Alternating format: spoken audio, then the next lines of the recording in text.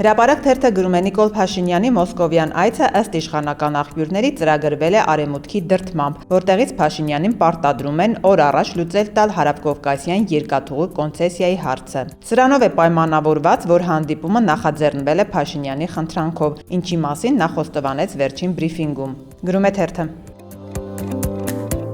Ժողովուրդ օրաթերթի տեղեկություններով դատական դեպարտամենտում որոշում է կայացվել աղմկահարույց քրեական գործերով, հատկապես սպանությունների վերաբերյալ վարույթներով դատական նիստերն անցկացնել ուժեղացված ծառայության պայմաններում։ Պատճառը համակարգում առկա մտահոգությունն է, որ նման գործերով տուժողների եւ մեղադրյալների միջև բախումները դատարանում կարող են դառնալ ավելի հաճախակի եւ անկանխատեսելի։ Մասնավորապես դատական համակարգում չեն բացառում, որ աղմկահարույց սպանությունների գործերով լարվածությունը կարող է վերածվել բացահայտ բախումների։ Գրում է թերթը։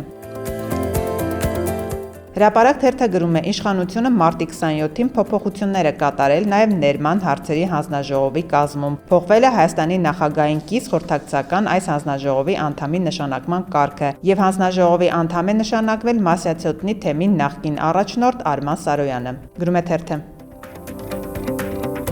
Փաստ թերթը գրում է Պաշտպանության նախարարությունն առաջարկում է փոփոխություններ եւ լրացումներ կատարել կառավարության 2023 թվականի փետրվարի 9-ի որոշման մեջ։ Պաշտպան հայրենիաց ծրագրում առաջարկվում է 2 տարի ժամկետով հերթական պայմանագիր կնքելու դեպքում պատվավճարի չափը սահմանել 1.5 միլիոն դրամ, իսկ 5 տարի ժամկետով հերթական պայմանագիր կնքելու դեպքում պատվավճարի չափը սահմանել 5 միլիոն դրամ։ Գրում է թերթը։